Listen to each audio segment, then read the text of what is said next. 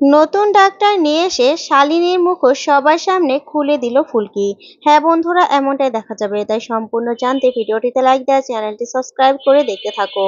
গল্পের শুরুতেই দেখা যাবে ফুলকি, তমাল, পিয়াল, ধানু ওরা হইচই করতে করতে বাড়িতে আসে, কারণ পারমিতা আর অংশুর আবার ভাব হয়ে গেছে। তখন ফুলকি রুমে এসে ধানুদের নিয়ে নাচ করতে থাকে আর বলতে থাকে, এ দিদি ভাইদের ভাব হয়ে গেছে, আবার ভাব হয়ে গেছে। তখনই রোহিত বলে, আই ফুলকি, তোমরা কোথায় গিয়েছিলে?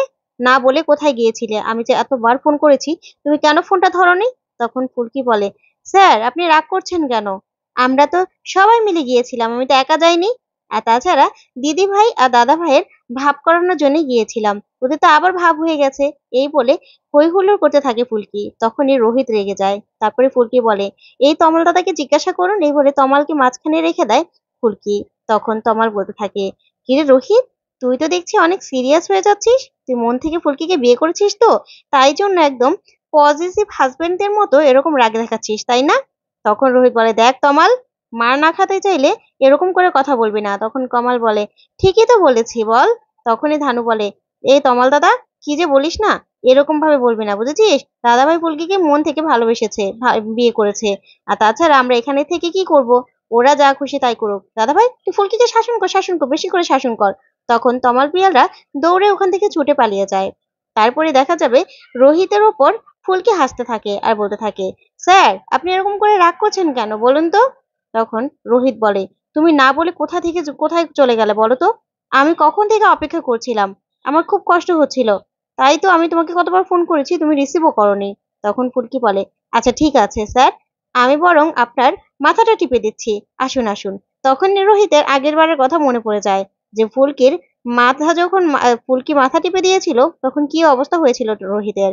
সেই কথা ভেবে ভয় পেয়ে উঠে যায় আর বলে, না না না না, আমার মাথা ঠিক হয়ে গেছে আর রাগটাও কমে গেছে, তোমার আর আমার মাথা টিপে দিতে হবে না, বুঝেছো? তারপরে রোহিত ফুলকিকে বলতে থাকে, দেখো তোমার আবার খেলা ডেট পড়ে গেছে। তোমার অলিম্পিক খেলা কবে সেটা কিন্তু ডেট পড়েছে, বুঝেছো? সেটা জানিয়ে দিয়েছে। সেটা বলার জন্যই তোমাকে আমি বারবার করে ফোন করেছিলাম, খুঁজেছিলাম। তখন ফুলকি বলে, তাই তাহলে তো স্যার আমার আরো বেশি করে ট্রেনিং করতে হবে। আর ফুলকি দাস, এখন থেকে আর দুষ্টুমি নয়, ঠিক আছে? ভালো করে প্র্যাকটিস করতে হবে, খেলাতে কিন্তু জিততে হবে। তখন রোহিত বলে, আমাকে নকল করা হচ্ছে তাই না? এই বলে ফুলকির কানগুলো ধরলেই ফুলকি হাসতে থাকে আর বলতে থাকে, স্যার আপনাকে ওই যে তমাল দাদা কি যেন বললো না, পজিটিভ পজিটিভ। তখনই রোহিত বলে, পজিটিভ হাজবেন্ড। তখন ফুলকি বলে, হ্যাঁ ওরকমই লাগছে স্যার। এই বলে হাসতে থাকে। ওইদিকে শালিনী জানালার আড়াল থেকে ওদের কাণ্ড দেখতে থাকে। তখন ফুলকি রোহিতের উপর হাসলে রোহিত বলতে থাকে, ধুর, আমি এখানে থাকবোই না। এই বলে ওখান থেকে সরে গেলেই ফুলকি খুশি হয়ে যায়, হাসতে থাকে আর বলতে থাকে, এই ফুলকি দাস, তোকে তো স্যার এখন চোখে হারাচ্ছে, একদম তোকে কাছছাড়া করতে চাইছে না রে। মা কালী তোর কপালে এত সুখ রেখেছিল। এই বলে ফুলকি খুব খুশি হয়ে যায়। ওইদিকে শালিনী এই সবকিছু দেখে আর সহ্য করতে পারে না, ওখান থেকে চলে যায়। তারপরে দেখা যাবে সকাল সকাল ফুলকি দৌড়ে এসে তখন এসে বলতে থাকে, যাক স্যার উঠে গেছে। স্যার তো আজকে আমাকে বকতে পারবে না, কারণ আমি এখন ছুটতে গিয়েছিলাম, ছুটে এসেছি। যাক একবারে স্নান করে নিচে যাব। এই বলেই স্নান সেরে এসে ফুলকি নিজের সিঁদুরের কৌটোটা পাচ্ছিল না। হঠাৎ করে বলতে থাকে, কি ব্যাপার, আমার সিঁদুরের কৌটোটা কোথায় গেল? এই বলে খুঁজে না পেয়ে নিচের দিকে নামতে থাকে। ওইদিকে দেখা যাবে পারমিতা আর অরুণা রান্নাঘরে। তখন অরুণা বলতে থাকে, পারমিতা, আমি কালকের খাবারগুলো সব ফ্রিজে তুলে দিয়েছি, আজকে দুপুরে তেমন কিছু রান্না করতে হবে না। আর তোমরা কালকে বাহির থেকে খেয়ে আসলি, তেমন কোনো অনুষ্ঠান ছিল নাকি? তখন পারমিতা বলে, না না কাকি, আসলে ফুলকিরা জোর করছিল বাইরে খাওয়ার জন্য, আর আমরা কলেজ লাইফে কোথায় যেতাম সেটা দেখার জন্য, তাই ওদের নিয়ে খাইয়ে আনলাম আর কি। তখন পারমিতার অংশের কথাগুলো মনে করে খুব ভালো লাগতে থাকে। ঠিক তখনই ফুলকি ছুটে আসে আর এসে বলতে থাকে, মা, দিদি ভাই, তোমরা আমার সিঁদুরের কৌটোটা দেখেছো? তখনই তমাল, পিয়াল আর ধানুও চলে আসে।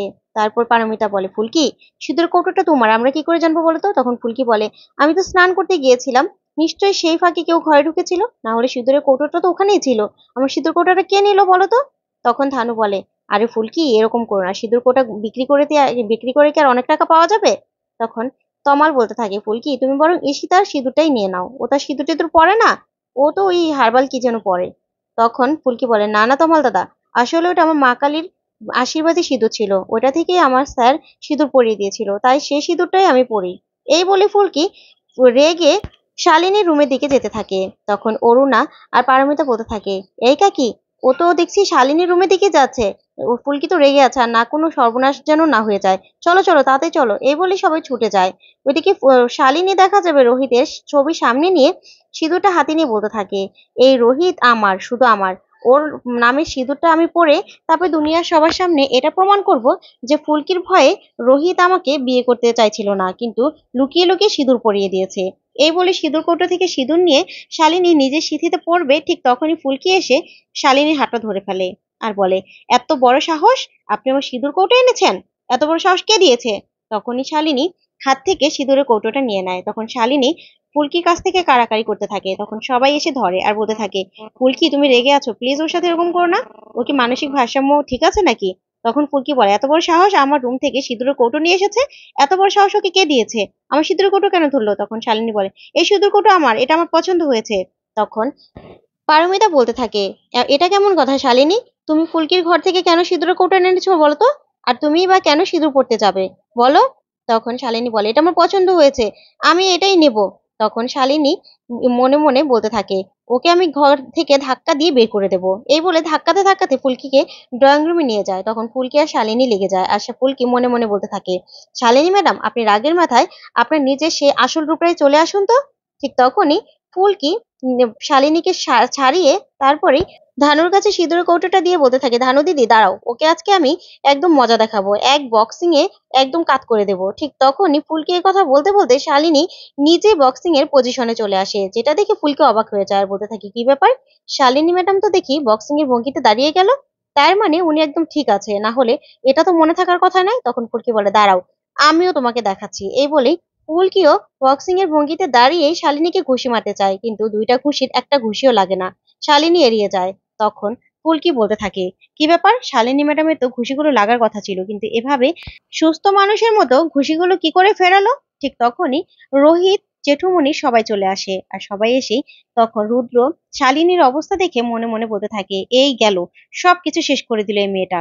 রোহিতের চোখে পড়লেই এখন সব শেষ হয়ে যাবে, বুঝে যাবে যে শালিনী নাটক করছিল। তখন ফুলকিকে এসে রোহিত বলতে থাকে, ফুলকি এটা তুমি কি করছো? তারপরে ফুলকি রাগান্বিত হয়ে তাকিয়ে থাকে শালিনীর দিকে। তখনই রুদ্র সেই ব্যাপারটা এড়ানোর জন্য বলতে থাকে, শালিনী তুমি এরকম করে বক্সিং এর মতো দাঁড়াতে পারছো, দেখ রোহিত দেখ, তার মানে ও স্বাভাবিক হচ্ছে। তখনই রোহিত তাকিয়ে থাকে। তখন শালিনীর মনে পড়ে যায় যে অসুস্থতার নাটক করছিল। তখন শালিনী মনে মনে বলতে থাকে, এই রে, এবার তো ধরা পড়ে যেতাম। তখনই ফুলকি বলতে থাকে, কি ব্যাপার, জামাইবাবু বললো আর মনে হচ্ছে হুঁশে আসছে, তার মানে আমি যেটা ভেবেছিলাম সেটাই ঠিক, এটা শালিনী ম্যাডামের নাটক, কিন্তু এটা এখন বললে তো বিশ্বাস করবে না। তখন রোহিত বলে, ফুলকি তুমি ভুল করেছো, যাও শালিনীকে সরি বলো। তখন ফুলকি কিছু না ভেবেই বলতে থাকে, হ্যাঁ শালিনী ম্যাডাম আমি ভুল করেছি। এই বলেই শালিনীকে জড়িয়ে ধরে বলতে থাকে, তুমি কি ভেবেছো আমি তোমার নাটকটা ধরতে পারবো না? তোমার নাটক আমি ধরে ফেলেছি, খুব শীঘ্রই তোমার মুখোশটা আমি খুলে দেবো। তখন শালিনী ভয় পেয়ে যায়। ওইদিকে ফুলকি জেঠুমনির কাছে যায় অরুণা আর পারমিতার সাথে। তারপরে গিয়েই জেঠুমনি বলতে থাকে, ফুলকি তুই আজকে যেটা করেছিস একদম ঠিক করিসনি। তখন ফুলকি বলে, হ্যাঁ জেঠুমনি, তাকে সিঁদুর পরতে দেখে আমি খুব রাগ হয়ে গেছিল, তাই আমি বলে ফেলেছি, আসলে এটা তো কোনো কথা নয় তাই না? তখন পারমিতা বলতে থাকে, হ্যাঁ তাই তো, আগেরবার শালিনীর ছবি দিয়ে কত একটা তুলকালাম কাণ্ড হয়ে গিয়েছিল, এখন যদি সিঁদুর পরা ছবি ছড়িয়ে যেত তাহলে কি হতো? তারপর দেখা যাবে রুদ্র এসে চুপি করে দাঁড়িয়ে থাকে। তখন ফুলকি বলতে থাকে, আসলে জেঠুমনি, নতুন একটা ডাক্তার দেখালে হতো না? আসলে যে ডাক্তার দেখাচ্ছে সেটা ভালো মনে করছি, কিন্তু তাতে তো ইমপ্রুভ হচ্ছে না, তাই আমি অন্য একটা ডাক্তার দেখাতে চেয়েছিলাম। তখন রুদ্র সেটা শুনেই অবাক হয়ে যায়। তখন রুদ্র এসে বলে, জেঠুমনি, মাস্টার মশাই, এটা তো দরকার নেই তাই না, যে ডক্টর দেখছে সেই ডক্টর দেখলেই তো ভালো হয়, কারণ শালিনী সেই ডক্টরকে বিশ্বাস করে আর ভরসাও করে। তখন জেঠুমনি বলে, না, ফুলকি যেটা বলছে সেটা ঠিক বলছে, অন্য একটা ডক্টর এনেই দেখাবো, আজকে সন্ধ্যায় নতুন একটা ডক্টর আসবে। তখন সেটা শুনে রুদ্র পুরো চমকে যায়, আর ওইদিকে শালিনীকে গিয়ে বলতে থাকে, না শালিনী ম্যাডাম, এবার কি করে সামলাবে, তোমার নাটকটা তো ধরা পড়ে যাবে, এবার নতুন ডক্টর আসবে। তখন শালিনী বলে, আসুক না, এবার মানসিক রোগী আমি ফুলকিকে বানাবো। তো বন্ধুরা, আজকের আপডেটটি কেমন লাগলো কমেন্ট করে জানাও। ধন্যবাদ।